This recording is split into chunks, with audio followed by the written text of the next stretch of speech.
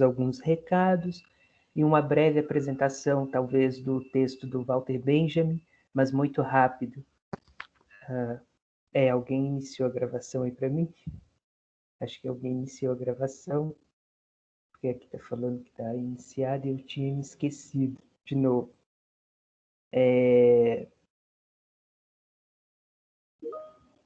Isso, né? Eu não tinha visto aqui, não. Eu me esqueci da gravação, sempre me esqueço. Mas então tá gravando? Já tá gravando, não tá? Agora. Ok. A Carla tá aí, porque eu acho que ela havia me mandado uma mensagem perguntando onde seria a aula. Bom, acho que ela tá por aqui, não tá? Bom, foi ela que me mandou a mensagem? Bom, não sei. Alguém me mandou uma mensagem perguntando onde seria a aula. Mas é por aqui mesmo. Então, vou passar a palavra para vocês. Quem que é o primeiro grupo de hoje? Somos nós, grupo 3. Ótimo. Podem começar, se quiserem. Tá bom.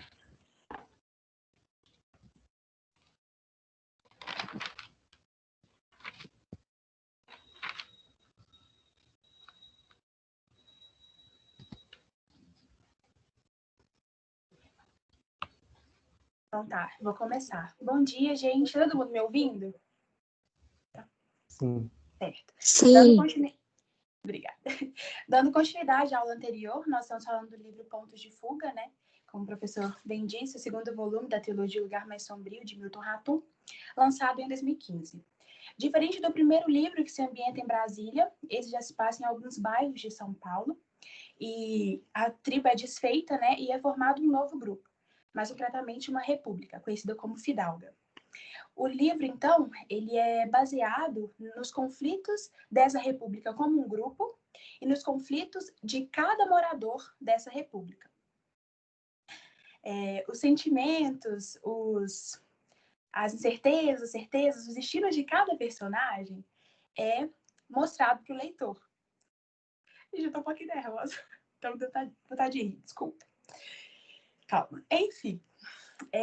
Milton Ratum, então, além de falar sobre as anotações do diário de Martim, ele abre espaço para as anotações do diário de outros personagens, que inclusive é um dos temas do nosso trabalho. Nós estamos falando a gente falar sobre Ox, sobre as anotações do diário de Ox. Com base nas nossas discussões como grupo sobre o livro e sobre o personagem, nós chegamos a algumas conclusões sobre a personalidade dele. E por isso eu vou traçar de uma maneira assim bem rasa, porque meus amigos vão aprofundar mais para frente. Bom, Ox é herdeiro de uma fazenda de café, um homem exibicionista, né, muito culto, que gosta e cita com precisão poemas, autores e livros. Ele possui pensamentos autenticamente liberais. E lembra que nós estamos ali no contexto de ditadura militar. E por possuir esses pensamentos, muitas das vezes ele se sente uma voz discordante dos demais colegas, que são militantes, né, que participam das manifestações. Ele tem uma relação amorosa com Mariela, né, e muitas das vezes ele se demonstra até mesmo agressivo com ela. Assim como Martim, ele estuda arquitetura no começo do livro, né, e mora na República. E para o final ele estuda literatura em Yale. Agora eu vou passar a palavra para a Raíssa. Oi, gente, bom dia. Vocês estão me escutando? Então, vou falar um pouquinho sobre a visão que alguns personagens tinham sobre o Ox. A Mariela, por exemplo, né, apesar dela fazer um par romântico com ele, ela tinha uma visão, assim, um pouco negativa do Ox. Um pouco não, muito negativa, né? Na verdade, a maioria dos personagens tinha uma visão negativa do Ox. A Mariela, ela ficava muito incomodada com o fato do Ox não ser militante, né? Como o resto do grupo, e ela demonstrava isso em alguns trechos, essa indignação mesmo, né? Por ele não se preocupar muito com essas questões. Ela também achava ele muito egoísta, só se preocupava com ele mesmo, né? Achava que ele era um riquinho mesmo, que olhava só para o próprio umbigo.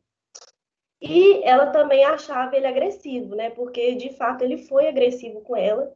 Em um dos episódios, eles estavam conversando, assim, tranquilamente, e aí ele não gostou de uma fala dela e simplesmente começou a apertar a mandíbula dela, assim. Então, por isso ela também acha ele agressivo, né? A Anitta, ela, apesar dela também ser amiga dela, ela também não tem uma visão muito boa do Ox. Ela acha ele super exibicionista, sempre assim, tentando demonstrar, chamar atenção mesmo, né? Ser o centro mesmo, falar palavras chiques, rebuscadas, né? E ela se incomoda muito com isso também. Tem dos trechos do livro que eles estão conversando assim, de boa, naturalmente, e aí o Ox lança uma palavra difícil, ela fica extremamente incomodada, ela questiona ele, né, tipo assim, por que você não fala com uma pessoa normal, fica usando palavras rebuscadas, né, enfim. E também, em um dos textos do livro, ela notou uma característica do Ox. Em uma das mãos, ela percebeu que o Ox era cheio de anéis, né, brilhantes, e a outra mão dele era vazia. E isso talvez pode mostrar assim um traço da personalidade dele, né? A mão cheia de anéis demonstra a parte exibicionista dele, né? A parte se acha, a parte egocêntrica. E a mão vazia demonstra as inseguranças dele, né? Toda a questão com o pai, com alguns traumas, né, do passado. E o Martin. Agora eu vou falar a visão que o Martin tem do Ox. O Martin, na verdade, quando conheceu o Ox, ele não tinha assim, uma opinião tão formada dele, porque o Martin, nesse livro, ele fica mais tentando procurar a mãe dele mesmo, né? Então, eu sinto que ele está um pouco aéreo nesse livro, ele está um pouco apático para outras questões. Assim, ele está focado na mãe. Então, assim, em alguns trechos ele descreve que o Ox, ele se parecia com um amigo dele da tribo, o Fazão, né? Sobre as características físicas dele, ele descreve que o Ox ele aparenta ser um pouco mais novo, né? Alto, robusto, o corpo um pouco flácido, né? E em um dos diálogos, o Martin ele revela a verdadeira opinião que ele tinha do Ox, né? Que foi quando rolou a briga entre ele e a Mariela. O Martin ele foi o único que separou a briga, né? E aí ele jogou umas verdades na cara do Ox, né? Ele basicamente assim falou tudo que tinha para falar mesmo, em uma frasezinha. E aí depois dessa briga, o Ox ele ficou se questionando muito sobre seus sentimentos, né? Sobre algumas atitudes, ficou relembrando alguns traumas do passado, né? As questões que ele tinha com o pai dele. E é isso. Agora eu vou passar a palavra para a Giovana. Oi, gente, vocês estão me ouvindo? Então, eu não vou poder ligar a câmera por causa da minha conexão com a internet, mas agora eu vou falar um pouquinho sobre o Oswaldo e a visão que ele tem de si mesmo. Então, como a Eduarda e a Raíssa já comentaram um pouquinho, o Ox ele é muito liberal e ele se sente uma voz dissonante, discordante dos demais por causa desses pensamentos liberais dele. E ele também quase sempre se opõe à militância, porque ele afirma que ele não vê o mundo tão no preto e branco quanto as outras pessoas. Tanto que ele tem uma frase que acho que ele cita mais de uma vez no livro, que é: "Nunca ousei ser um radical na juventude, pois temia que isso me fizesse um conservador na velhice", que é do Robert Frost. Aí eu acho que, se não me engano, ele cita isso 2 ou 3 vezes no livro. Isso mostra um pouquinho esse lado do Ox de estar sempre se exibindo e sendo intelectual, porque, como as meninas já comentaram, ele ficava dizendo frases e palavras difíceis no meio de uma conversa informal. E ele tem muito esse lado exibicionista dele. muitas vezes ele acha que ele é o certo e o resto do mundo está completamente errado. Mas, em contraste com isso, às vezes ele se sente muito inseguro consigo mesmo. E isso, quando a gente discutiu no nosso grupo, a gente achou que talvez isso se devesse aos conflitos familiares dele, porque ele tinha um pai muito rígido e uma mãe muito passiva. E quando ele fala sobre a infância dele, ele cita esses conflitos familiares. Ele diz até que a tirania familiar pode ser tão destruidora e nociva quanto a ferocidade do Estado. Então, ele evita um pouco a aproximação familiar, porque ele tem esses conflitos dele.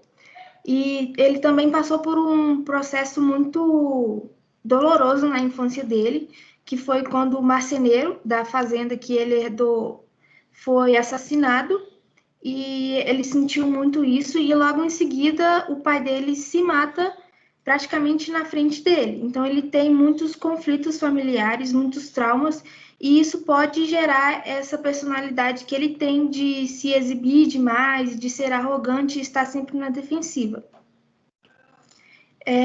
Agora eu vou passar a palavra para a próxima pessoa. Bom, assim como bem evidenciado por Giovanna, né, Ox, em seus diários, suas anotações, revela bastante sobre si mesmo e também sobre a juventude. Nas nossas discussões, a gente entrou em consenso que não apenas Ox, nesse caso, mas todas as vozes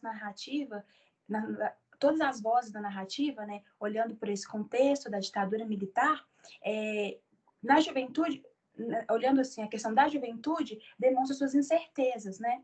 Seus conflitos internos, externos, os traumas, as diferentes maneiras de se lidar e encarar o regime militar. Que, por exemplo, nós temos Ox, autenticamente liberal, que participa assim, de uma manifestação para acompanhar Mariela, e os outros que são realmente engajados na causa. Olhando por um outro lado também, nós podemos perceber que Ox é um homem mais introvertido, sempre utiliza de uma linguagem muito formal, até nas conversas mais frívolas do grupo, enquanto seus amigos gostam de se divertir, de passear, na maior parte do tempo, né? Além de revelar sobre si mesmo, né, e sobre a juventude, ele também revela um pouco sobre Martim, que é o que a Luísa vai falar agora. Pois é. Bem, já no início da narrativa, né, quando o Ox chega na República, o que a gente pode perceber é que existe certa curiosidade dele acerca do Martim, né? Ele fica perguntando para o Martim sobre como era morar em Brasília, que é uma cidade que tinha esse simbolismo sombrio e medonho na época. Ele fica querendo saber a motivação do Martim, por que Martim mudou para São Paulo, né? Só que Martim se esquiva dessas questões, dessas perguntas. E Ox parece que fica até meio que desconfiada em certo ponto da narrativa, só que mais para frente a gente pode perceber que essa desconfiança some, porque ele percebe que Martim, na verdade, é só um cara meio que melancólico mesmo, que é traumatizado, e o foco dele ali é a busca na mãe. E a partir daí a gente não vê, assim, uma opinião tão relevante nos diários de Ox sobre Martim. E agora, para falar um pouquinho mais sobre essa narrativa em forma de diário, o que nosso grupo percebeu é que, por ela relatar os acontecimentos de forma assim tão subjetiva e fragmentada, em certos momentos a gente sente certa dúvida do que aconteceu em certa cena, do que não aconteceu, tanto que a gente, em discussões, a gente teve que debater para ver se tinha entendido com certeza alguns momentos, como aconteceu com a morte, com o suicídio do pai de Ox, né? Ou então a gente ficou ali com certa dúvida em certos pontos. Ah, será que Ox foi abusado e tal? Mas, no final das contas, talvez esse seja, assim, seja a graça dessa narrativa, né? Em diário. Mas, enfim, é isso. Eu agradeço pela atenção e o nosso grupo finaliza a nossa apresentação agora, professor.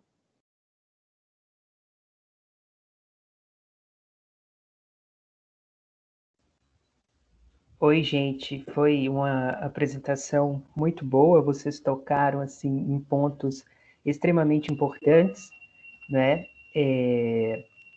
O Ox, ele é um personagem que, de fato, ele necessita desse tipo de análise, né, que leva em consideração, apesar, assim, dos vários pontos de vista da crítica, ele é um personagem que necessita, devido à construção dele na narrativa, de analisar essa figura social dele, porque, de fato, né, ele é ali, se a gente for parar para pensar, um representante da própria elite paulista, né, descendente dos cafeicultores paulistas e tudo mais, então ele possui, sim, uma certa posição privilegiada em relação aos demais. Então ele necessita, sim, de um tipo de análise nesse sentido, né, e vocês tocaram, assim, em pontos relevantes, né, em relação, por exemplo, à sua insegurança e aos traumas que ele possui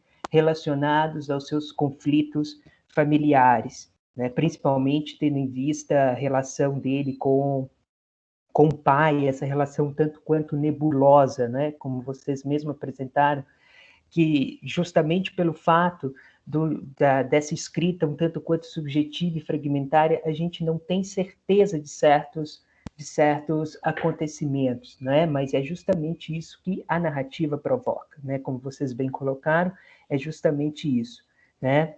Então, assim, não dá para ter certeza de determinados... muita coisa fica mesmo em suspenso, né? O sentido fica em suspenso, mas a gente tem algumas sugestões, então é como se fosse algo um tanto quanto apenas sugestivo e não certo, né? Mas a gente tem, isso é evidente, a força, né, desses traumas como definidores, talvez, desse comportamento dele, ora um tanto quanto inseguro, ora um tanto quanto exibicionista, né? E também todo esse porte um tanto quanto elegante, erudito dele, querendo ser, de fato, um pouco diferente dos demais, né? Utilizando da sua intelectualidade para isso, né? Então, de fato, ele é ali um tanto quanto diferente dos demais nesse sentido. Apesar de ser bastante semelhante, ao carregar em si também traumas diversos, assim como os outros, como vocês também apontaram, né? E a visão que ele tem do Martim é justamente essa que vocês colocam, e depois ele vai ficando um tanto quanto distante, apesar de que ele e o Martim se comunicam, né? Talvez pelo fato de que o Martim identifica nele semelhanças com o Fazão, né? Por quem o Martim tem um certo respeito e uma certa admiração, inclusive, né? Ele e o Fazão, bom, pelo menos assim, na minha percepção, no primeiro volume, talvez o Fazão, apesar de ser um personagem ali um tanto quanto também diferente dos demais, e já ser um pouco mais velho, não representa a juventude e tudo mais, eu acho que o Martim teve uma relação tanto quanto mais próxima com ele do que com os outros, né? Se identificaram, né? O Martim tem essa relação tanto próxima dessa subjetividade artística e literária, né? E isso fez com que ele, então, se identificasse com o Ox também, né? Então, assim, é um daqueles que, por exemplo, já está, não sei se vocês percebem, ele já é citado no primeiro volume, né? O Ox é citado no primeiro volume, Julião, a Anitta também são citados no primeiro volume. Então, são amizades que o Martim constrói, que, de certa forma, são amizades assim, mais impactantes na vida dele. E a do Ox talvez seja nesse sentido também. Eu ia falar uma coisa que agora fugiu, mas talvez eu me recorde depois, né? Então é isso, né? Eu gostei bastante da apresentação de vocês tocaram assim nos pontos chave, né? Não tenho o que complementar em relação a isso. O Adalberto pergunta se o pai do Ox se matou. Eu entendi que ele foi assassinado. Isso aí é um tanto quanto nebuloso também. Na minha leitura, eu também acho que ele se matou, né? Na minha primeira leitura que eu faço, eu acho que ele se mata. Ali, os indícios que se tem parecem reforçar isso, né? Mas e que o funcionário dele lá, eu acho que é o carpinteiro, não é isso? Como vocês colocaram, este sim foi assassinado, alguma coisa nesse sentido. E é como se o Ox tivesse presenciado todas essas cenas e, no fundo, parece que ele sente uma certa culpa em relação a isso, que não está um tanto quanto esclarecida, né? Não está um tanto quanto esclarecida, mas tudo isso impacta nesse jeito dele, um tanto quanto inseguro e talvez desiludido, né? No fundo, talvez por ele não participar da militância também, assim, né? Ele tem essa posição que também tem a ver com a sua posição tanto quanto privilegiada socialmente, né? Mas é isso, né? Se alguém quiser falar mais alguma coisa, pode falar, senão a gente passa já para o segundo grupo.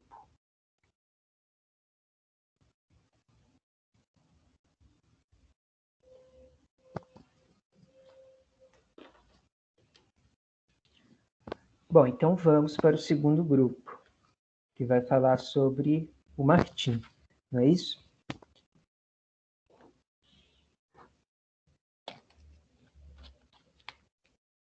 Bom dia, a gente está conseguindo me escutar? Bom dia, sim.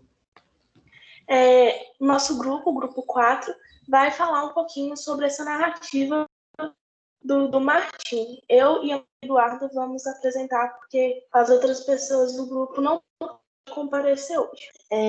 Então, o Martim ele vai ser essa voz, né, predominante, a gente pode dizer até a voz principal. Por quê?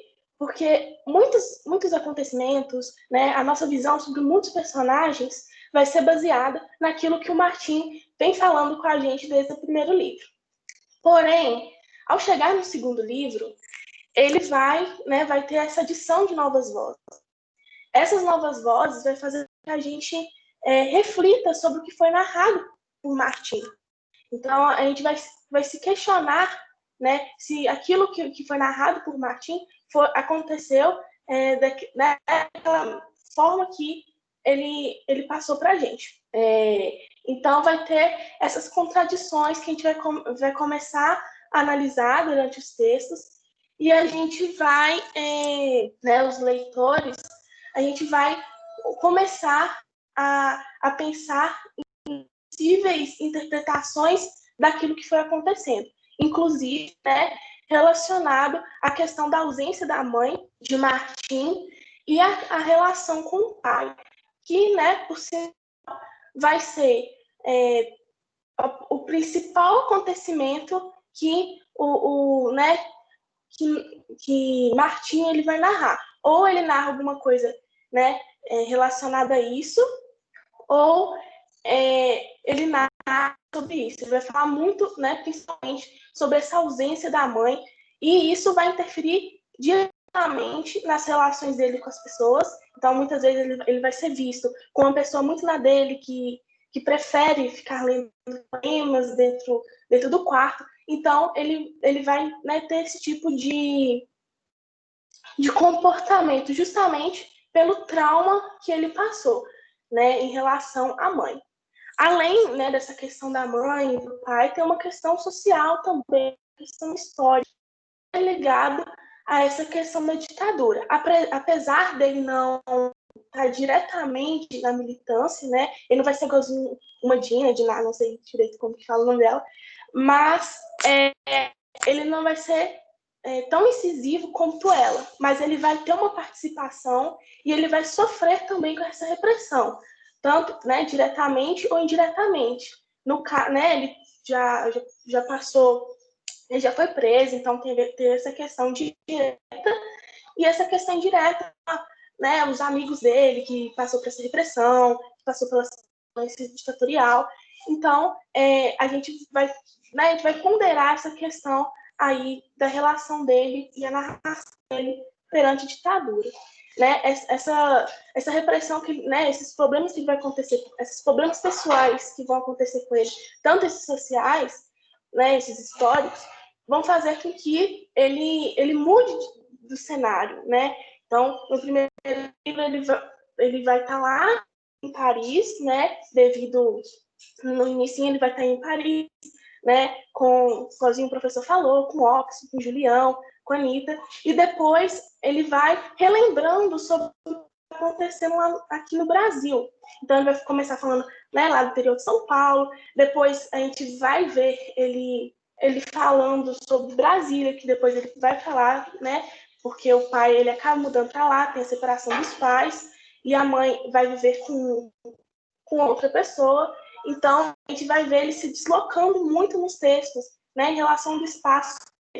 E depois ele volta para São Paulo. Quando ele volta para São Paulo, ele vai ter, né, vai ser por causa dessa repressão ditatorial, e ele vai ter contato com novos ambientes, com novas pessoas. E vão ser justamente essas novas pessoas que vão ganhar voz nesse segundo livro. Então, eu passo a vez para a Maria para ela complementar minha fala. Bom dia, gente. Eu não sei se eu estou aparecendo e se estão me ouvindo bem. Caso fale, eu vou desligar a câmera por conta da internet, tá bom? Mas aí a gente dando seguimento, a gente percebe no segundo livro uma narrativa mais focada nos conflitos familiares. Esses conflitos começam a tomar mais tom, né? Eles começam a ser mais intensificados no segundo livro em relação ao primeiro livro. Apesar da gente ver ali, o Martim, ele sempre está falando da mãe dele, né? Eu acho que, assim, a narrativa a gente pode estar interpretando como a mãe dele está sempre em algum ponto, assim. Ainda que o Martim vá para uma manifestação, quando ele volta, ele pensa na mãe dele, ele fala sobre as cartas, enfim. Só que no segundo livro, essas relações, elas são ainda mais intensificadas, relações familiares dos personagens. Então, assim, aumenta a necessidade desses personagens tentar escapar daquela realidade e buscar pontos de fugas. E aí eu acredito que é o que dá o nome ao livro, né? Os pontos de fugas, porque eles se sentem tão, assim, perdidos, ou então até mesmo tão reprimidos ali, com toda a situação, o contexto, e também o contexto do país, e também o seu contexto pessoal, que eles precisam buscar pontos para poder se tranquilizarem e encontrarem ali uma fuga mesmo da realidade. Então, a gente pode perceber dessa forma esses conflitos sendo revelados também, assim, a gente vê uma pluralidade, porque, assim, existe o conflito do Martim, existe o conflito do Ox, existe diversos conflitos. E a narração do Martim também revela uma desilusão, né? Porque tudo dele é meio que, tipo, muito triste, tadinho. Já é distanciado pela mãe logo cedo, pela separação dos pais. Depois ele tem que ir com o pai que não, né, nunca ligou para ele. E aí ele vai para São Paulo fugido, e já num contexto que ele tá sem a mãe, sem o pai, sem mais ninguém. E aí ele sempre buscando, assim, um ponto de esperança, mas sempre aquela água fria, né, que a gente diz no dito popular. Sempre que ele acha que vai acontecer alguma coisa, e aí vem com um balde de água fria para cima dele. Então, acho que esse é o ponto de vista, assim, do Martim também. A gente pode tirar do segundo livro, mas sempre conversando com o primeiro. É muito difícil falar do segundo livro em relação ao Martim e não falar do primeiro, né? Porque o primeiro é completamente focado nele, e eu acho que a gente tem que ter uma partida inicial, e eu acho que essa partida inicial é o primeiro livro. E eu gostaria também de comentar a pergunta sobre a fragmentação. E o que eu vejo em relação à fragmentação é que a gente tem uma instabilidade ali, né? Tipo, dos personagens no contexto que eles vivem. Então, eles vivem ali num momento muito agitado, num momento que precisam de toda atenção, não tem segurança do próximo dia, eles não sabem o que espera para eles no próximo dia, eles têm medo. Então, assim, é muito difícil eles terem uma estabilidade de vida. Então, eu acredito que essa fragmentação passa isso pra gente, sabe? Então, assim, ele escreve 2, 3 dias, mas aí ele some por um período. Então, assim, é porque aquele contexto dele não permite ele ter uma tranquilidade de escritor, ou então até mesmo de uma pessoa que gosta de escrever num diário, de escrever, porque talvez ele está ali pensando numa estratégia de sobrevivência, ou então com seus amigos, o dia foi tão rápido, foi tão caloroso que não deu tempo de escrever. Então, assim, o que eu sinto nessa fragmentação, enquanto um romance escrito por diário, por cartas, é que no contexto que eles estão, que é o governo ditatorial da época do Brasil, é que existe uma instabilidade que não permite o desenvolvimento da narrativa com início, meio e fim de forma bem compactada. Então, ele precisa ser fragmentado.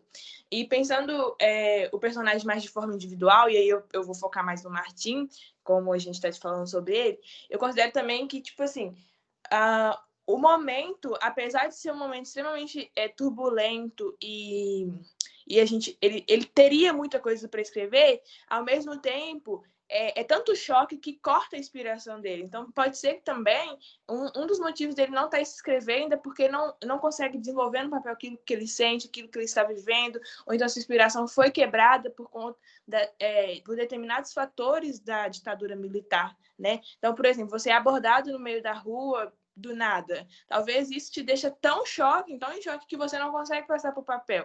Então, eu penso assim, dessa forma também, que isso é um reflexo, e eu acho que é muito bem utilizado pelo autor Milton Ratum para poder dar esse sentimento para a gente de como que é tudo muito instável quando a gente vive uma ditadura, né? E por outro lado também eu vejo que essa escrita quebrada, esse vácuo, ele não, tipo assim, apesar de que o Martin retome no anterior, vamos supor, ele fala hoje, ontem, ele vai escrever hoje, mas ele dá uma retomada ontem, só que a gente não tem certeza do que aconteceu nesse intervalo de tempo. Então, até pra gente, além do Martin, mas para mim, pro leitor, é instável, né? Porque a gente não tem certeza do que ele está dizendo, se é realmente aquilo que ele relata, ou se teve alguma coisa nesse intervalo de tempo que ele viveu, ou até mesmo que ele se esqueceu de contar, né? Porque o dia é muito movimentado, então a gente não vai lembrar de cada detalhe. E, por fim, eu acredito que essa fragmentação, ela permite que a gente consiga desenhar e fantasiar em várias narrativas, vários finais, grandes finais, mas a gente não consegue concluir nenhum, porque a gente não tem, entre aspas, um aval, ou então um escrito do Martin, do próprio autor, para a gente chegar à conclusão de algum tipo de final. Então, a gente só fantasia, mas a gente não tem a possibilidade de confirmação de nenhum final ou continuação da história. E é isso. Muito obrigada.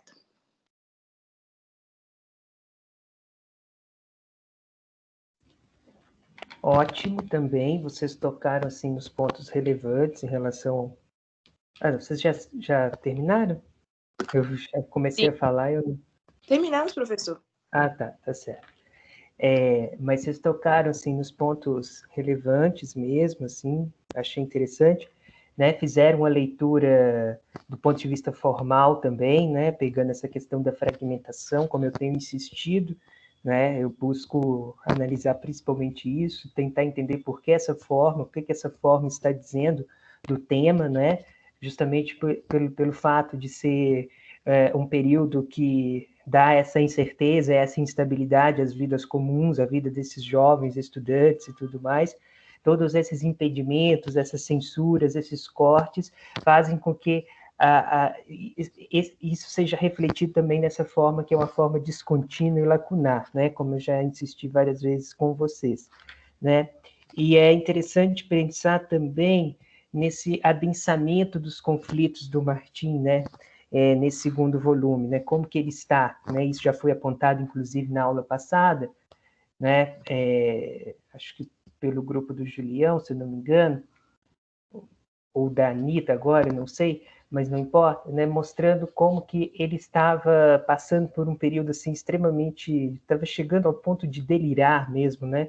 Como eu já disse a vocês, pensando nessa ausência da mãe. A mãe some, de fato, no segundo romance. Não se tem mais pistas sobre ela, né? Não há mais nada, não há mais correspondência, não há mais nenhum tipo de contato, nem que seja por carta, neste segundo volume. O que diz muito também da narrativa, né? A narrativa que se constrói a partir da ausência mesmo, né? A ausência da mãe diz muito. Bom, então, assim, é isso, né? E pegar esses outros pontos de vista neste segundo romance enriquece também a narrativa e nos mostra, por isso que digamos, esse é o meu objetivo aqui com essas apresentações, né, de mostrar como que os outros personagens né, trazem assim outras representações e outros pontos de vista mesmo sobre o próprio Martim, que é o protagonista dessa trilogia, de certa forma, ele é o protagonista da trilogia, né?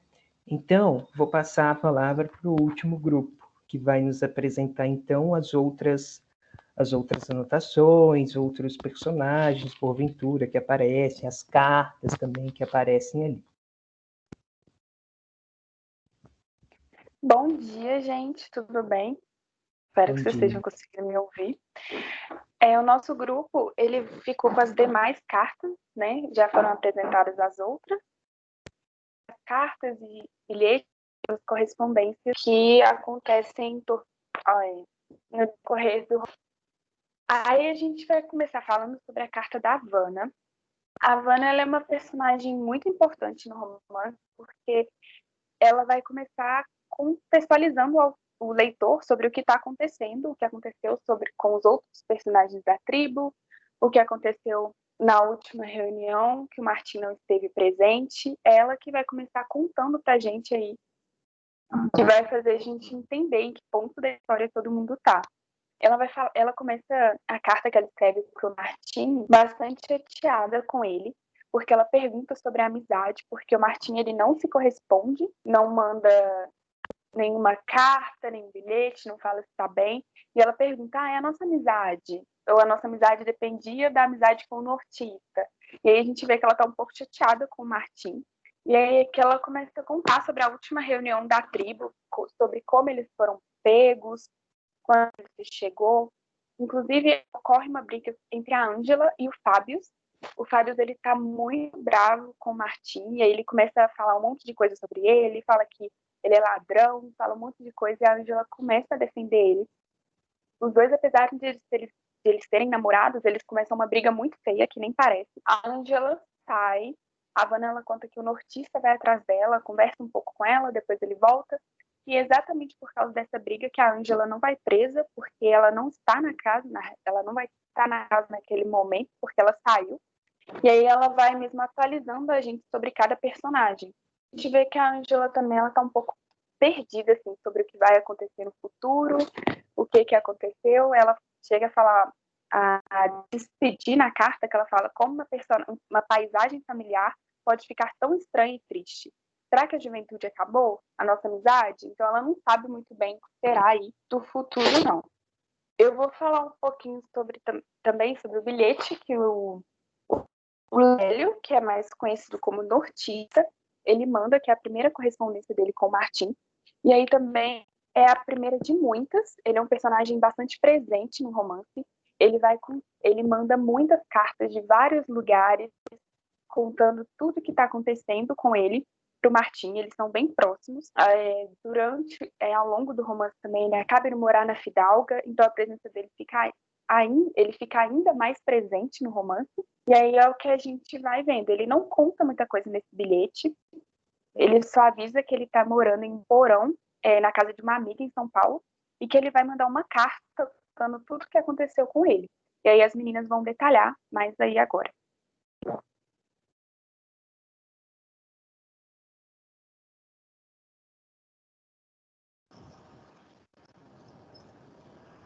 Oi, bom dia. Então, eu vou falar mais um pouco sobre a carta do nortista, nessa que ele conta sobre o que aconteceu com ele. Essa carta ela foi escrita de São Paulo, né? Dia 26 de maio de 1973. E o nortista ele começa exatamente falando sobre essa reunião. Entretanto, a visão do nortista ela não tem tantos detalhes com base na discussão que teve do Fábio com a Ângela, mas ele menciona sobre a questão de, tipo, do grupo estar separado, de já ter mudado muita coisa, né? Nessa reunião acontece uma discussão com os novos integrantes desse grupo, que um veterano ele fica muito bravo, que um dos poemas ele não foi escolhido para ser postado, e o nortista briga com esse veterano, e daí o Fábio, ele expulsa o veterano da sala, E o Fábio fala para o nortista que ele tem uma visão muito desconfiada das pessoas, que ele desconfia até mesmo das baratas que estão naquela sala, que ele acha que todo mundo pode ser um delator, né? Só que daí eles continuam a reunião e mostrando os vídeos que foi feito, né? E por fim, acaba que os policiais eles arrombam a porta do térreo, né? Tentam arrombar a porta do térreo e fica uma situação de confusão, né? De um caos. Eles não sabem o que fazer naquela situação. O nortista, ele simplesmente pula de onde eles estavam e ele fica se questionando se ele fez a coisa certa, se ele teve uma atitude corajosa ou se ele foi covarde, né? Ele fica pensando se o Fábio, por exemplo, faria o mesmo que ele. E eles ficam nesse questionamento de tudo que está acontecendo também em meio a essa situação. E daí ele está sentado em uma gangorra e, de repente, em meio dos seus questionamentos, ele fala que foi algemado e vendado e entrou na viatura, só que ele também se questiona por que ele não foi com os outros, porque ele estava sozinho. Ele não cita muito sobre o que aconteceu enquanto ele estava preso, ele só disse que ele já não tinha nem mais noção do tempo, foi tanto tempo que ele não conseguia nem mais marcar na parede com o zíper da calça quanto tempo foi, de tão cansado que ele ficou. Ele também menciona na carta que ele prefere não falar sobre os interrogatórios, porque ele acha melhor escalar sobre o que ele quer esquecer. Mas é impossível esquecer o que aconteceu. Bom, ele fala que uma noite o carcereiro não levou comida e de repente soltaram ele. Ele estava tava enfaixado, né? Ele não conseguiu ver onde ele estava. E falaram para ele que era para ele esperar 1 hora para ele poder tirar essa venda e sair do Distrito Federal, para ele sumir. Só que ele estava perdido, ele não tinha noção de tempo, ele estava jogado e ele dormiu. E daí quando ele acordou e teve uma noção de tipo que já tinha se passado 1 hora, ele tirou e ele estava num cemitério. Daí ele pediu carona para um caminhoneiro e foi no plano piloto. Quando ele chegou numa banca de jornal, ele viu que já era domingo, dia 22 de abril. E essa reunião ela tinha sido realizada em dezembro. Então ele passou muito tempo preso, muito tempo distante, sem notícia de ninguém. Na banca, o dono da banca conhecia ele e deu fichas para ele poder ligar para as pessoas. Primeiro ele tentou entrar em contato com a Havana, mas ela não estava e ele ligou para a casa da baronesa e a Havana não estava e a Áurea tinha viajado para o norte. Daí ele tentou ligar para o Fábio e o Fábio ele demonstra estar distante, ele não quer conversar e o nortista não está entendendo nada, né? Porque ele ainda está perdido na situação, ele está sem rumo, ele está com fome e ele simplesmente fica se questionando do que o Fábio quer dizer com isso, de não querer mais saber de nada, né? E o Fábio fala para ele que um dia ele vai entender, e isso marca muito o personagem, essa frase, um dia você vai entender, Léo. Enfim, ele estava faminto e ali jogado, e daí ele começa a andar e ele vai até o balcão da pastelaria onde ele já trabalhou, ele até mencionou no primeiro romance, né? E ele fica devorando com os olhos os pastéis e ele tenta pedir o resto, só que o Palito, que é o dono dessa pastelaria, ele fala que não vai poder dar, porque ele tá sem dinheiro, e ele até menciona antes mesmo no primeiro romance que o Palito ele não gosta de pessoas que ficam pedindo, porque na visão dele são pessoas que não querem trabalhar, né? São pessoas que querem se aproveitar. Bom, em meio à fome também, ele fala que ele tenta dormir para esquecer isso. Só que ele não consegue porque ele ouve uma voz de um sujeito engravatado, arrebanhado de fiéis, que estava na frente de uma igreja. E aqui fica meio confuso se é um delírio dele ou não, mas enfim. Bom, ele começa a andar depois para procurar uma pessoa conhecida, ou talvez tentar decidir o que ele vai fazer. E ele se encontra com Barbatana, que é um moço que estudou com um nortista. E esse moço ele oferece água, bolachas e um pedaço de goiabada para ele. E ele fica lá no quarto com o Barbatana e o Barbatana deixa ele passar a noite lá. Só que ele está muito desconfiado e ele fala que ele teria que dormir no balcão. porque ele tá com medo, ele também não sabe o que tá acontecendo, né? É uma carta que demonstra muito medo de vários personagens. Bom, e daí o nortista, ele fala como ele se sente incomodado com isso, e tem até um trecho que ele fala que nessas horas o mundo todo solta uma gargalhada e fala que não tem nada a ver com isso, né? Você que se vira. Ele passa a noite lá, e quando ele acorda ele tá meio desnorteado, ele tá com fome, e daí ele caminha pela cidade, né? E daí mas antes disso, desculpa, ele menciona do sonho dele, que eu achei muito importante para demonstrar também o sentimento do nortista. Ele fala que ele sonhou que ele estava andando num deserto como um nômade, despojado, e tudo no meio de uma solidão absoluta, de um espaço sem fim. Aqui demonstra como ele se sente solitário, como ele se sente abandonado e sem rumo mesmo, né? Diante dessa situação, que passou por um trauma e, de repente, quando ele volta, ele também não tem onde se acolher, né? Não tem quem que o acolhe. Enfim, quando ele acordou, ele continuou caminhando e daí ele foi na direção perto dos campos, perto do L2. No meio da fome e o desespero, ele acabou por lá. E daí ele menciona que ele se sente perdido. E quando você se sente perdido, todas as coisas e pessoas se confundem. Então, às vezes ele achava ter visto alguém conhecido, mas não era só um delírio dessa sensação de estar perdido, né? Mas ele, na verdade, tinha visto o Damiano Kant e ele pede ajuda. O Damiano, então, ele fala que tem uma amiga que pode acolher ele, mas ele recomenda que ele saia de lá, que ele vá para São Paulo ou para outro lugar. E que ele não procure os conhecidos, por mais que ele queira muito ver a Havana, né? Que ele não se entregue a esse desejo, porque isso pode ser muito perigoso. Bom, ele vai atrás dessa amiga do Damiano, né? E ela acolhe ele. É importante mencionar também que eles não sabem o nome um do outro, desculpa, e que eles mantêm esse sigilo, assim, né? O cuidado, né? E a situação. Ele menciona que no dia seguinte ele consegue falar com a Havana, e daí ele conta sobre a situação, né, o que aconteceu com ele, mas de forma bem breve mesmo, contanto que ele não menciona nem na carta, né, sobre os seus traumas desse momento que ele passou preso.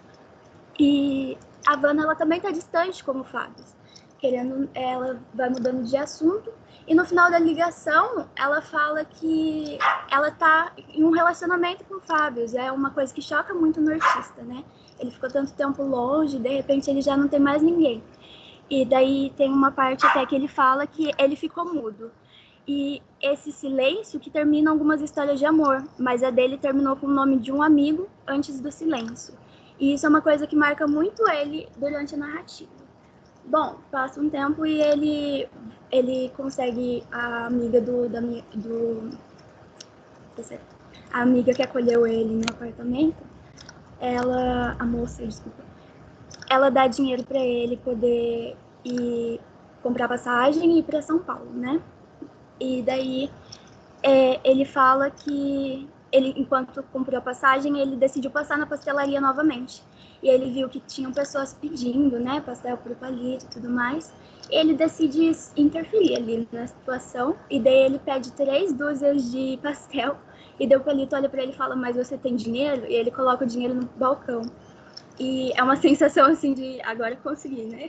E daí ele distribui o pastel para as pessoas que estavam famintas, e ele fica observando a cara do palito de inconformado com a situação, né? De uma raiva, assim, um incômodo com essas pessoas.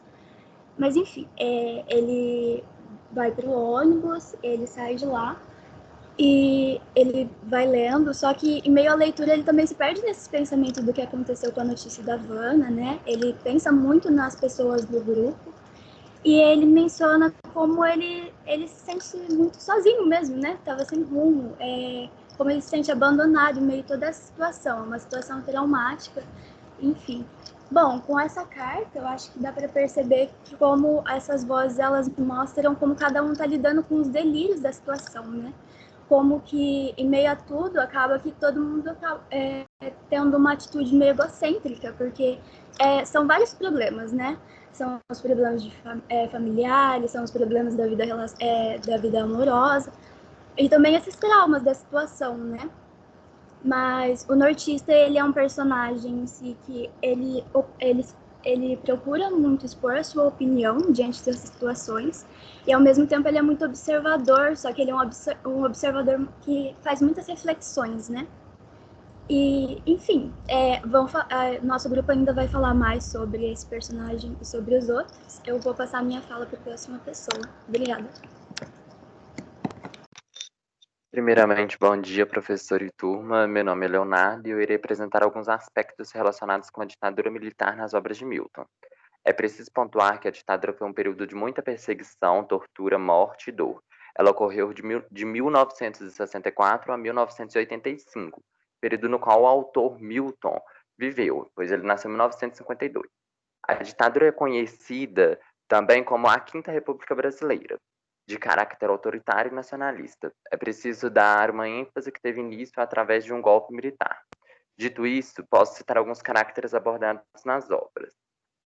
Como o de Lázaro, lembrando que exílio significa banimento em latim, fato no qual ocorreu na vida de diversos brasileiros. Posso citar também a opressão causada pelos militares, fazendo com que diversos brasileiros, e quando falo brasileiro, eu quero dar ênfase no personagem de nordista, que teve que abandonar sua amada, Mariela, e fugir. Ou pela procura de Martim, pela mãe desaparecida, que podemos levar em hipótese que morreu e que talvez não terá o corpo encontrado, como aconteceu, né, no caso da ditadura militar. E o peso no qual a ditadura teve na narrativa dos personagens é claramente visível, visto que os mesmos tiveram que abandonar seus lares, amigos e amores, perdendo anos nos quais não poderão voltar atrás. Outro ponto a analisar é a fragmentação das cartas, que apontam justamente a relação marcada, escancaradamente pela ditadura, demonstrando em cada fragmento, carta, podemos dizer assim, é um ponto de vista, digamos que uma visão territorial diferente, no lugar no qual o personagem se encontra, seja no Brasil, no Chile ou em Paris, né? Como abordado em outras obras também do Milton. Como, por exemplo, Nordista, que está no Chile e troca cartas com diversos personagens, como o Martim, dentre outros. É visível a ruptura na vida dos personagens, que tiveram que sair do país e, por meio de cartas, manterem a sua comunicação. Esse é um período muito abordado numa série chamada Os Dias Eram Assim, no qual conta a vida de um jovem brasileiro, né, que enfrenta a ditadura militar e tem que sair do país. É só um ponto que eu acho muito interessante citar. E antes de encerrar, eu quero destacar um ponto meio curioso que eu vi nas cartas, assim, e com outras obras de Milton. O personagem cujo nome era Lázaro, ele coincidentemente tem o mesmo nome do personagem da história, né, do conto Bárbara no Inverno. E o personagem de Bárbara no Inverno, ele saiu do país, né, ele foi para Paris, e coincidentemente Lázaro, o personagem que é abordado nas cartas, ele também saiu do país. Então, assim, eu não sei se tem a relação, se é o mesmo personagem, mas achei meio curioso, assim, e de citar. Agora eu vou passar a apresentação para a Sara e gostaria de agradecer a atenção. Bom dia, gente. Então, eu vou falar relativo às cartas do capítulo 15. Eu vou começar com um breve resumo das cartas. A primeira é Nazca, de julho de 1973. Aí, no caso, essa carta é para Martim, do nortista. Quem escreve é o nortista, mas ele assina como Lélio. Então, nessa carta, ele está dizendo sobre a travessia que ele está fazendo pelo Chile com a amiga Celeste dele. Eles estão viajando e a todo momento ele diz que eles estão sendo cercados por uma angústia e solidão. Nessa viagem, eles param o carro e um poeta peruano, ele se junta com eles nessa viagem. Eles conversam e tudo, mas o Lélio, a todo momento, ele tem o pensamento dele atravessado por memórias de infância ou até mesmo assim do exílio, né? Que você vê esse peso que ele carrega. E uma outra parada, a gente já percebe que o peruano ele não está mais dentro do carro. Ele não está mais dentro do carro. E aí, no caso, os policiais que param eles, vasculham as mochilas deles, mas só encontram um livro de poemas. A Celeste, ela diz pro Lélio que ela jogou fora o livro de Marx, porque senão eles poderiam ser mortos. Na segunda carta, Lima Lafé, de outubro de 1973, nessa carta também é do nortista, porém ele assina como o amigo nortista. Ele já começa a carta dizendo que a memória não dá trégua para ele sempre tem essa necessidade de escrever, porque as lembranças dele sempre assombram ele. Ele traz até a fala assim de que essas certezas que ele tem, elas sempre se tornam ruínas, estão sempre desabadas, né, que ele diz. Então, passando a carta, eles passam a noite lá, a Celeste até perde uma carteira dela, eles começam a trabalhar porque eles estão sem dinheiro. Enfim, acontece outra coisa também, que eles pegam um voo num teco-teco, a Celeste ela até se distrai por um momento, mas o nortista não. Quando eles voltam dessa viagem, eles encontram com um cineasta que diz que no Brasil estava fodido e nada tinha mudado. Então eles até riem ele por um momento, mas o exílio, né, essa tristeza do exílio alcança eles. Pensando sobre as vozes da narrativa, nas narrativas, né, do livro, eu percebi 2 tipos de vozes, que seriam as memórias dos personagens, né, como o Lélio, por exemplo, e as cartas em si. Essas vozes, a gente vê que elas trazem um peso, né, desse período ditatorial, e elas, a todo momento, assim, independente do espaço e do tempo, eles são assombrados por essa dor, desse exílio, dessa ditadura. Então, seja, né, pela saudade da infância ou a incerteza do futuro deles, eles estão sempre sendo assombrados. Aí, nesse caso, os personagens, eles estão sempre sendo afetados, né? Enfim, nesse sentido, os fragmentos, eu percebi que eles permitem um desabafo, assim. Talvez um desabafo, porque eles são silenciados, né? Uma das características da ditadura é a silenciação de vozes, né, que estavam presentes. Então, eles desabafam e a gente pode ver um panorama, assim, desse período de uma outra forma, né, não sendo num documento histórico, científico, e também ver os sentimentos mais pessoais dele. E referente à forma e estrutura fragmentária, essa forma e estrutura, a gente percebe ela em ensaios, artigos e fragmentos de diário, que eu fui pesquisar, né, sobre essas formas. E a interpretação que eu fiz dessa estrutura, a gente pode ver a necessidade dos personagens de se expressar. E eu me baseei para entender sobre isso num grifo de um autor, que é o Mauro Marcelo Bertet, mas é porque ele fez esse grifo sobre o livro Fragmentos de um Discurso, do Barthes. E só lendo aqui para vocês entenderem o grifo, que ele é bem curto, implica um gozo imediato. É um fantasma de discurso, uma abertura de desejo, sobre forma de pensamento-frase. O germe do fragmento nos vem em qualquer lugar, no café, no trem, falando com um amigo. A gente tira então um caderninho de apontamento, não para anotar um pensamento, mas como um cunho, o que chamaria outrora de verso.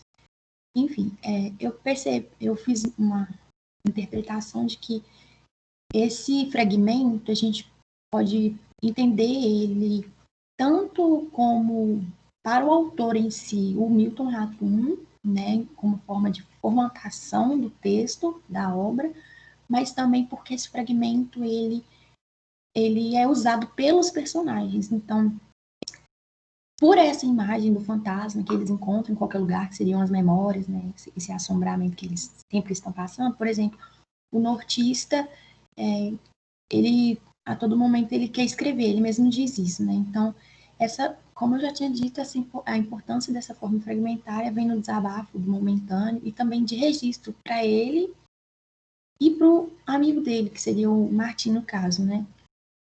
Então, a forma fragmentária, a necessidade para o personagem seria essa. Para o autor, eu percebi que, enquanto formatação, é para trazer mais dinâmica mesmo para a leitura, e esse fragmento é uma pequena parte da obra e ela se mostra completa. Então, só lendo algumas partes você já tem algo bem sólido. É só isso mesmo. Eu passo a fala para a Jaqueline. Bom dia, professor. Bom dia, turma. Então, eu vou estar falando sobre a carta da cantora para Martim. A carta foi escrita na cidade do México em fevereiro de 1976. Ela dá início à carta questionando já Martim, por Martim não responder, e ela deixa a seguinte questão: será que essa carta vai ser vítima de algum desvio que não seja obra do acaso? Digo isso porque não sei se você recebeu os postais enviados da Califórnia, pelo jeito não. Ela dá a entender, ao mesmo tempo que as cartas podem estar ficando perdidas para mim, também que Martim não está querendo responder ela. Martim recebe as cartas, mas ele não dá um retorno das cartas. E durante a carta ela vai falando como está a vida dela depois de ter saído do Brasil. Ela fala que melhorou sobre a questão da violência, que ela não precisa de estar sofrendo batidas ao terminar um show, sair de uma casa de show. E isso fez com que o espírito dela se tornasse sereno. Ela fala também, ela relata também que ela fez uma apresentação para uma plateia repleta de exilados, que eram pessoas latino-americanas, africanos, asiáticos e até mesmo mexicanos que tinham saído do seu país de origem para trabalhar fora. E ela fala que a última vez que ela realmente conseguiu ter um contato com o Martim foi através do telefone, através de um telefonema. E ela ressalta uma questão assim que ela coloca, que foi quando eu descobri que você estava namorando. E a forma que ela fala dá a entender assim que ela meio que tem uma implicância com esse namoro de Martim. E aí ela dá continuidade falando sobre o sumiço da mãe de Martim, que ela na verdade não sabia. E ela ainda tinha dúvidas se ela havia sumido ou não. Porque o Martim, ele apresenta como se fosse uma peça, e nessa peça ele fala sobre esse sumiço. E aí gera uma dúvida, se realmente a mãe dele, para ela, se a mãe dele realmente estava sumida, ou se foi o autor, no caso do texto, que deixou entender isso. Só que Martim, ele coloca como se a mãe dele estivesse se escondendo nessa peça. E ela até dá uma no Martim, que ela pega e vira para ele e fala que ele parece um caracol, um caramujo, que ele também fica escondido, que ele é omisso. E isso meio que faz a gente entender a questão da carta, dele não responder, então ela faz essa ligação. Você também está sumido, você também não dá resposta para aquelas pessoas que esperam algo de você. E aí ela dá uma continuidade falando como que é o México, como são as pessoas do México, e ela deixa uma frase. No México, o passado é imortal, misturam fé e adoração em doses iguais. Onde estão os nossos deuses e mitos de origem? Perdemos nossa alma indígena. E se a gente for pegar essa referência, essa frase final que ela deixa, a gente pode levar a questão nossa mesmo dos dias de hoje. A maioria não sabe nem a sua árvore genealógica. A gente não sabe diretamente de onde veio, qual o sangue que a gente tem. E é preciso a gente entender que a descoberta, a gente não foi descoberta em 1500. Na verdade, a gente foi coberta em 1500, porque a gente perdeu nossa cultura, a nossa ancestralidade, que a gente não sabe de nada, é meio que a gente tivesse perdido no mundo sem saber a nossa origem. E agora eu vou dar continuidade falando sobre a carta de Marcela, a República, no caso, aos amigos da Fidalga. Ela conta como foi que ela e Laísa fugiram, porque Laísa era uma companheira dela. E ela fala que a mãe da Laísa, mas o pai, chegaram a internar ela numa clínica de repouso, meio que para fazer com que as duas se distanciassem. Mas o pai não concordava com as ações da mãe. Então ele procura um advogado e consegue retirar a filha dessa clínica. Então ele ajuda as duas a fugirem. Ele tem uma ideia que a fuga dela seria para a Amazônia. E a Marcela vai relatando para os amigos como que foi a fuga. Ela conta que no meio do caminho elas ficaram muito com medo, elas sentiam um clima pesado, a repressão. Mas isso foi em 1977. E buscando, a gente vê que em 1977 foi quando foi aprovada a primeira lei que dava direito aos homossexuais. Então, pegam aquele questionamento. Estava no momento de ditadura militar. E se elas fossem pegas juntos, elas poderiam sofrer repressões. E aí, no caminho delas, quando elas estão fugindo, elas chegam a pegar carona com dois meninos que elas falam que são dois playboys, que elas ficam com mais medo ainda. Porque durante o trajeto eles vão matando animais e tal. E aí elas pegam e, em determinado momento, a Marcela dá a entender que a Laísa tem problemas com o Ox. Porque ela cita a frase do Ox para falar sobre a mãe da Marcela, a mãe da Laísa. Que ela fala sobre o preconceito e o desamor. A tirania familiar pode ser tão destruidora e nociva quanto a ferocidade do Estado. E na hora, a Laísa, ela mostra uma expressão, ela torce o nariz e ela entende, na hora ela até cita. Você está assim por ser uma frase de Ox, e aí a gente vê que nessas duas cartas, as escritoras estão demonstrando a personalidade deles. Uma fala sobre o Martim, que é uma pessoa omissa, que ele não dá resposta, ele está procurando a mãe, mas ao mesmo tempo, para os amigos, ele está sumido. E a questão do Ox, que no caso sobre esse problema dele com a Laísa. E ela encerra a carta dizendo para os amigos que ela e a Laísa estão salvas, mas não totalmente sãs. E aí entra naquela questão que pessoas que fugiram da ditadura, elas fugindo também por causa do homossexualismo, elas estavam bem salvas fisicamente, mas a mente delas já estavam com problemas, sobrecarregadas por tudo aquilo que elas tiveram que passar. Então, minha apresentação foi essa, eu queria agradecer a oportunidade e eu vou estar passando a minha fala para o Lucas. Oi, gente, bom dia. Eu vou falar aqui bem rapidinho por causa do horário, sobre a carta da Laísa, que aparece no capítulo 28, que é, né, justamente a continuação aí do que aconteceu depois dessa fuga dela com a Marcela.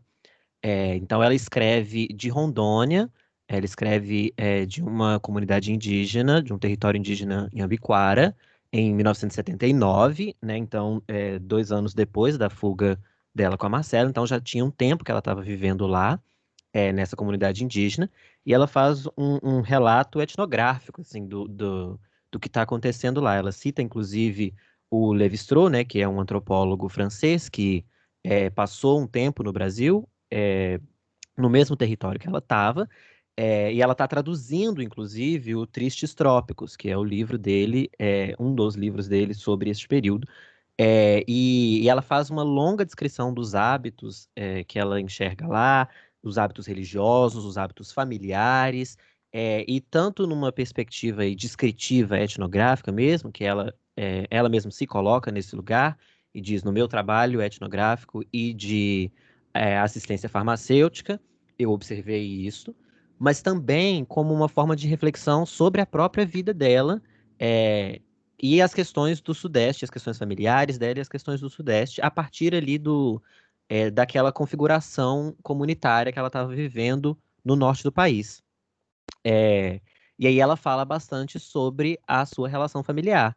E aí ela comenta justamente isso que a Jaqueline comentou, sobre a família dela ter colocado ela numa clínica, pelo fato de ela ser lésbica, dela ter uma relação com a Marcela, e de como isso fica, né, da forma de trauma ali, muito forte na cabeça dela, na relação dela com a imagem da mãe, a relação dela com a imagem do pai também, que ela diz que, embora os dois fossem bastante religiosos, o pai viu naquilo uma atrocidade e a mãe não, e ele, né, faz todo o esforço para tirar ela de lá. E no meio da carta a gente descobre que o pai dela mandou um telegrama dizendo que a mãe tinha morrido. E aí ela comenta, inclusive, sobre o atraso de chegada disso, que a mãe morre no domingo, o pai escreve o telegrama na terça, e o telegrama chega lá dias depois, então tem um atraso em ela descobrir o que está acontecendo ali fora daquele espaço, que eu acho bastante interessante de pensar como que isso é uma metáfora para esse isolamento mesmo. Ela está em um lugar em que o mundo está acontecendo num outro ritmo, num outro tempo. E, inclusive, acho uma carta sensacional por trazer justamente como estava esse outro lado do Brasil enquanto o pau torava aqui no Sudeste. E o mundo acontecendo lá em uma outra velocidade. Ela fala na carta que os indígenas perguntavam por que ela e a Marcela estavam tão tristes e que elas não conseguiam explicar que os amigos dela estavam exilados e que tudo que estava acontecendo no Sudeste. Eu achei isso muito forte. E aí, quando ela descobre que a mãe morreu, ela enterra as cartas que ela não enviou para a mãe no centro da aldeia. Isso depois de fazer uma longa reflexão sobre como os indígenas lidam com a memória, com a morte e como eles ritualizam essas questões justamente para colocar um fim nas coisas, e se esses rituais não forem feitos, as coisas não vão ter fim e vão continuar assombrando. Então ela mesma faz o seu próprio ritual, como uma forma ali de colocar um fim. E a citação que ela faz, para mim, eu acho assim, bastante forte, eu queria ler. Ela diz: enterrei nesta aldeia as cartas que não enviei para minha mãe e o diário escritos na fidalga. As palavras mortas estão livres da vingança dos espíritos maléficos da floresta, mas ninguém se livra dos sonhos. Só enxergamos com clareza nos sonhos quando a razão nos abandona, dizia Ox. Será verdade? Eu achei isso uma ótima descrição, assim, do processo dela ali, que ela fez o seu ritual de finalização, mas ainda assim ela continua sonhando com isso, e provavelmente vai continuar sonhando com isso por mais tempo, porque isso vai continuar atormentando em um outro patamar que não é só o patamar físico ali, né? E aí eu acho muito sensacional essa carta aparecer, especialmente lá no final, né? O Martin já está na França, isso é em 1979, que é uma quebra narrativa bastante grande, assim, muito embora a narrativa fragmentária já é uma sequência de quebras o livro inteiro, mas essa quebra me parece bastante forte, assim, por ser um outro modelo de descrição, que ela se delonga nessas descrições do cotidiano ali, amazônico e etc. E eu achei muito interessante o paralelo linguístico, que me parece ter sido proposital, entre a ideia da tribo, a república da tribo lá atrás, que é o começo disso tudo, e tudo que a tribo, né, que é desmantelada ali, e as pessoas são presas, e a gente tem os relatos disso, e essa outra tribo, a tribo indígena que está num lugar de união ali junto e primordial, que é a despeito de todo esse caos militar. Eu achei esse paralelo linguístico muito interessante, assim, nesse ponto de fragmentação. E aí vou passar a palavra para Giovana para finalizar, que a gente está aí bem apertadinho no tempo. Obrigado, gente. Então, gente, o tempo está bem apertado, eu vou tentar ser bem sucinta. Eu fiquei com a questão do capítulo 30. Em tese, né, eu vou analisar as duas cartas do nortista, mas, se possível, eu gostaria só de colocar 2 apontamentos sobre o capítulo como um todo, porque eu queria fazer um diálogo com as aulas e com os conceitos das aulas para fechar, assim, o livro como um todo, com todas aquelas aulas que a gente já teve, né? Eu vou me organizar aqui pelas minhas anotações, então eu vou seguindo as páginas, porque é a maneira que eu consigo me organizar aqui. Respondendo as perguntas do professor, né, da proposta, qual que seria a importância dessas escritas, né, na narrativa? A gente já começa com um apontamento no capítulo 30, a presença da relação, né, daquela questão do inverno como um período sombrio, de dor e agonia, porque já começa com Paris, inverno de 1979, com um relato também com bastante dor, né, bastante agonia. Depois vai vir, eu vou analisar então rapidamente a questão do Manaus, novembro de 79, é a carta do nortista, que vai ter, ele vai ter o relato de tortura, né, uma coisa que me incomodou bastante, inclusive, bom, me chocou até, e ele vai trazer elementos presentes, como, por exemplo, vai ter na carta também multiplicidade de vidas e personas, né, assumidas pelas diferentes personagens. Por exemplo, a gente vai ter esse trecho aqui: quantas vidas escondidas pode ter uma pessoa, até mesmo um amigo ou alguém que nós amamos, né? Ou seja, esse período de muita agonia, onde você não tem certeza de nada.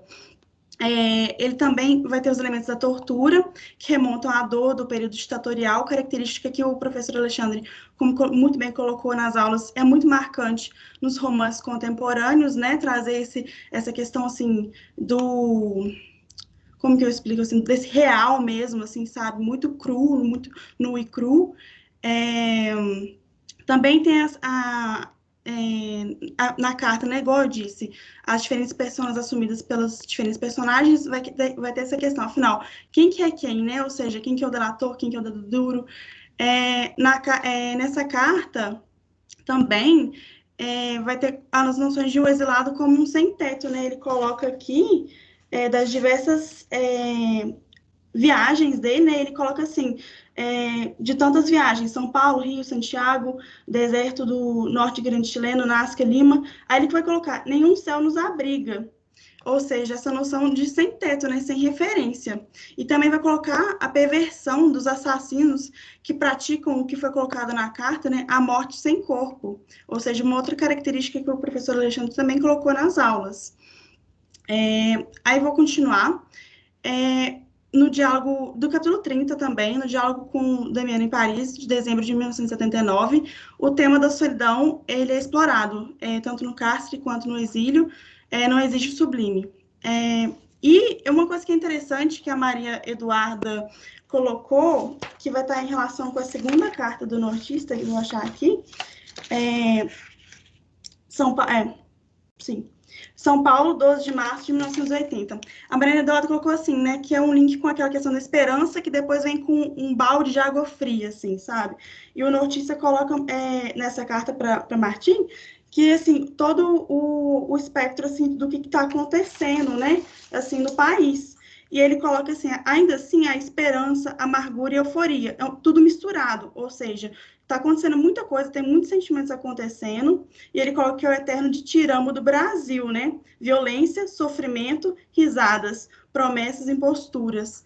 E, assim, vai ter essa questão da esperança, mas depois, no final do capítulo 30, já vai vir aquele balde de água fria com aquele retorno da questão da mãe do Martim, né? Então, assim, vai vir de novo a questão da melancolia. Ele vai falar muito também nessa última parte, nessas últimas anotações de noite sem a lembrança de um único sonho com minha mãe. Talvez o esquecimento seja mesmo uma das formas da memória, ou seja, essa questão da falta, né? E continuando com a outra pergunta do professor Alexandre, o que esses escritos revelam da juventude da época e de Martim? Revelam essa estrutura fragmentária da juventude exilada e perseguida, tomada pelo medo, pelo trauma e por feridas que são rememoradas e retraduzidas a cada momento. E uma noção que eu pensei sobre o que essa fragmentação aponta, que eu acho que tem muito a ver assim, com a questão da psicologia, não sei se todo mundo vai concordar, mas eu acho que aponta um aspecto, a fragmentação aponta um aspecto psicológico também fragmentado a partir dos traumas das personagens, né, em que as noções de elaboração vão ser trazidas a partir da junção desses cacos emocionais e factuais.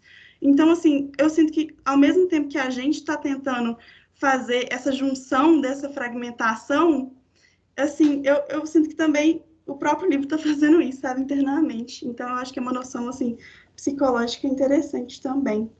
E, bom, eu vou finalizar por conta da questão do tempo, gente, porque o professor Alexandre queria falar. Mas obrigada. Isso mesmo.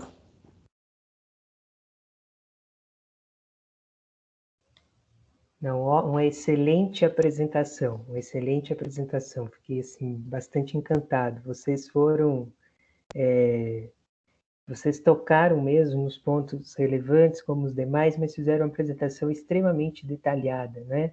Agradeço muitíssimo a vocês, a todos que apresentaram hoje, a todos que apresentaram mesmo, né?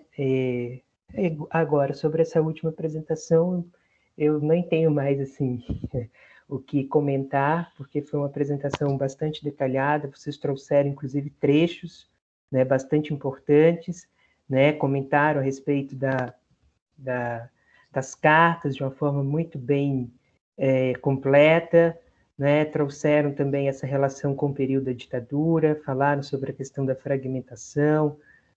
Então, assim, não tem...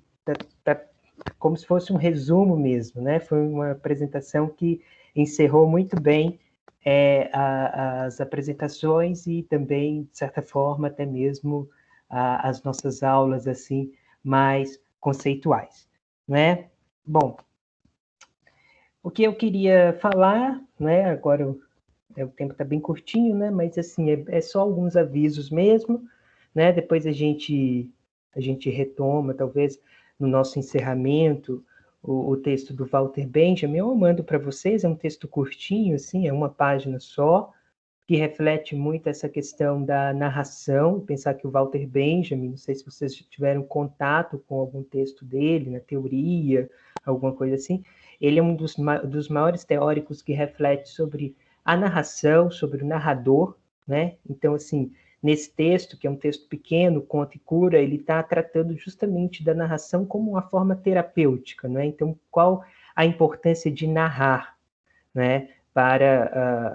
Daí o título, Conto e Cura, né? Então, pensando nesses romances que nós lemos, né? E que vocês apresentaram bastante bem este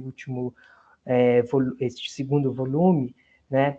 Qual é essa relação, né, da escrita como forma mesmo de uma possível terapia diante de todos esses traumas que cada um carrega, né? Bom, deixa eu só me guiar aqui o que eu tinha que falar. Bom, então, o encontro com o Milton Ratum, né, vai ser no dia 26, como vocês estão sabendo, a partir das 18 horas, ainda não definiu uma plataforma específica para nós nos encontrarmos, mas ainda vou dizer a vocês, a participação é importante. Peço a vocês que, caso tenham perguntas para fazer a ele, já pensem em perguntas, mas, infelizmente, teremos que nos limitar a uma pergunta para cada, porque senão não vai dar tempo, é muita coisa, né? Então, pensem assim, numa pergunta mais objetiva, que concentre, né, o que vocês querem perguntar e tudo mais. Deixa eu ver o que mais. Sobre o nosso encerramento,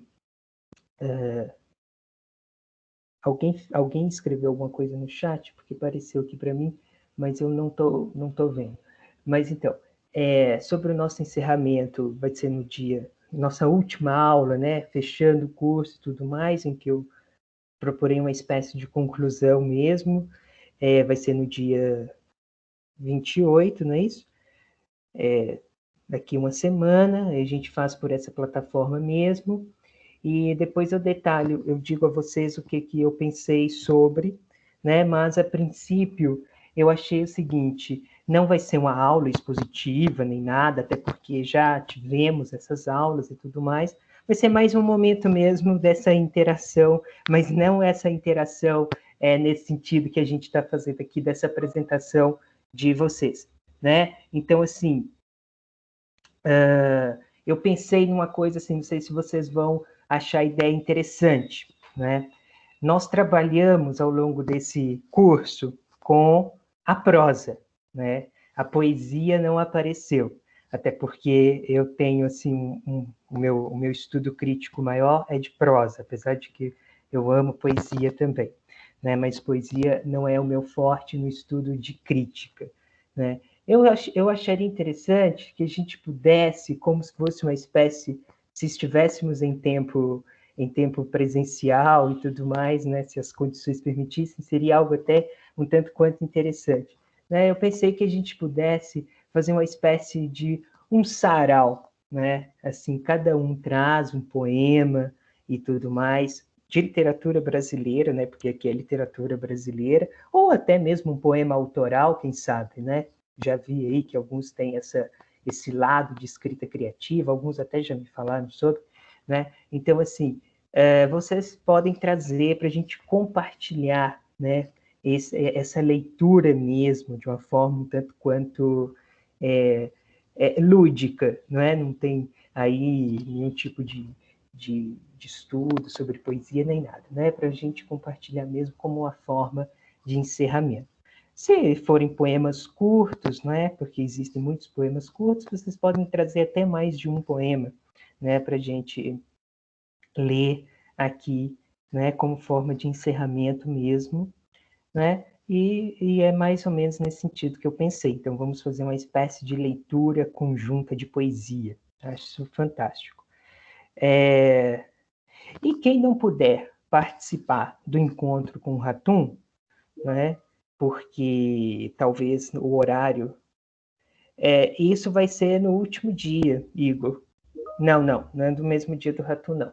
É no último dia 28, daqui uma semana, no nosso encerramento, né? Aqui, na quinta-feira, a partir das 8 horas, como a gente está fazendo, de modo síncrono, né? O nosso encerramento mesmo, né? Só para a gente fechar o curso, aí eu devo falar algumas coisas e tudo mais, como conclusão, né? E aí a gente encerra.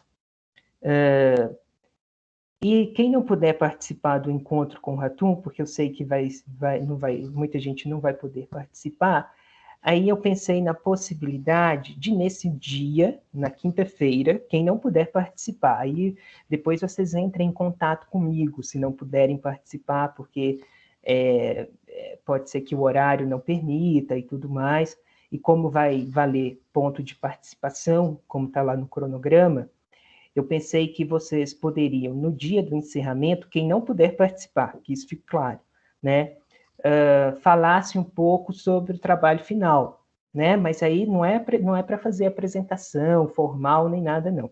É bem assim, digamos assim, uma apresentação breve mesmo do que escreveu, porque nesse ponto aí vocês já estão com o trabalho finalizado. E bem breve também, né? Coisa de 5 minutos no máximo, só para falar assim, o que fez e tudo mais, como forma de repor essa participação que talvez não aconteça no dia, entenderam? Bom, a participação no Encontro com Ratum vai ser no dia 26, a partir das 18 horas, nós vamos nos encontrar, né, nós, a turma e ele, a partir de uma plataforma, como eu disse, ainda não escolhi qual, e possivelmente essa reunião vai ser transmitida, né, como já foi aí, inclusive, divulgado, né, então eu estou olhando esses detalhes ainda mais técnicos em relação a isso. Contudo, a nossa turma vai entrar numa sala específica, como a gente está fazendo aqui, possivelmente não vai ser por essa plataforma, né? Mas vamos nos encontrar e essa reunião vai ser transmitida. Mas ainda vou detalhar isso a vocês. Caso vocês não consigam participar nesse momento, a partir das 18 horas, no dia 26, o que eu estou propondo é isso, como forma de reposição. Mas espero que a grande maioria consiga participar, porque vai ser um momento, assim, extremamente importante, né, de vocês terem contato com o escritor, né? Então, eu acho isso relevante, depois, inclusive, de terem lido uma parte da obra dele. O que eu estava dizendo? Sobre as pessoas que não conseguirem participar e quiserem repor, mas se pensarem em uma outra alternativa também, podem falar comigo, eu sou aberto a diversas, né, alternativas relativas a isso. Então, por exemplo, eu não consegui participar, mas penso fazer alguma coisa e tudo mais, só para não perder esses pontos mesmo da participação, porque eu entendo que vocês não, o horário talvez vocês não vão conseguir e tudo mais, né? Então, assim, se vocês tiverem uma outra ideia, também podem ficar à vontade para falar, né? Então, eu acho que era isso que eu tinha que falar.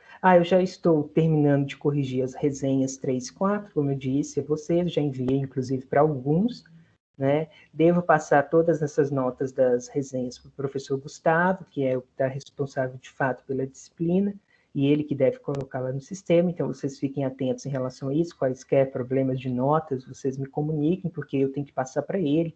Eu não sei até quando tem que fechar o diário, né, porque essa disciplina bimestral, não sei se tem, acho que tem, né, porque para vocês passarem para as próximas, não sei se precisa dessa, não sei se tem isso, né, não tenho muito conhecimento de como está o andamento dessas disciplinas de 30 horas introdutórias, até porque como eu disse a vocês, quando eu fiz letras não era assim, né, mas isso aí tem pouco tempo também, mas essa mudança, ela é uma mudança recente, né, então eu não sei se precisa fechar ou se fecha justamente quando o semestre está fechando, né, que tem a data certa e tudo mais, não sei como é, eu tenho que perguntar ao colegiado, inclusive, se vocês souberem me informar, seria bom. Mas, de qualquer forma, eu já estou entregando as notas, vou entregar as notas para ele, então acho que não vai ter problema em relação a isso. Espero que ele consiga fechar essas notas lá, porque se eu tivesse acesso ao diário,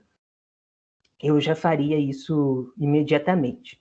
Mas como eu não tenho, então eu dependo dele para fazer isso. Acho que eram só esses os avisos mesmo. Se vocês tiverem alguma coisa para falar, alguma dúvida, podem fazer assim as suas perguntas. Se não, já encerro a aula por aqui mesmo, né? Agradeço imensamente a todos vocês pelas apresentações, pelas belíssimas apresentações, né? Foram assim bastante riquíssimas. Me recordo, inclusive, de uma frase do Guimarães Rosa, né? Que também é um outro escritor por quem eu tenho grande admiração, que é a seguinte, né? Mestre não é quem sempre ensina, mas quem de repente aprende, né? Então a gente está sempre aprendendo com os alunos, com as aulas e tudo mais, né? Não é só aquele que ensina, né? Então, assim, foram belíssimas apresentações mesmo, espero que vocês, não estou encerrando o curso agora, mas parecendo clima de encerramento, né? Mas, assim, espero que vocês possam, né, levar isso adiante, né, para as outras disciplinas também. Como eu disse a vocês, apesar da gente não ter feito um panorama da literatura brasileira, de ficarmos focados numa obra só, de um escritor só, isso serve como forma de vocês lerem outras obras, outros autores, né, de outras literaturas, inclusive, né? O que é importante é levar esse arsenal crítico mesmo, né, essa forma de encarar a literatura, né, de fazer uma leitura aprofundada, uma leitura crítica, né? Espero que eu tenha motivado isso em vocês, né, a partir da escrita, por exemplo, das resenhas, que dependia desse posicionamento crítico e tudo mais. Eu acho isso importante. É uma forma diferente de ler literatura, de não só ler como uma espécie de entretenimento, mas de ler com esse olhar crítico, que nos é, de certa forma, cobrado, porque estamos, né, nessa área, né, estamos no curso de letras, então nós estamos, vocês, né, estão se encaminhando para serem especialistas em algo, se não for em literatura, mas pelo menos, né, terem esse olhar um tanto quanto mais crítico em relação à literatura, né, como objeto mesmo de discussão, debate, problematização e tudo mais, né? Então, espero que vocês, a partir deste pontapé inicial, levem isso adiante, né? Então, é isso. Se alguém quiser falar alguma coisa, fique à vontade, tá bom? É isso.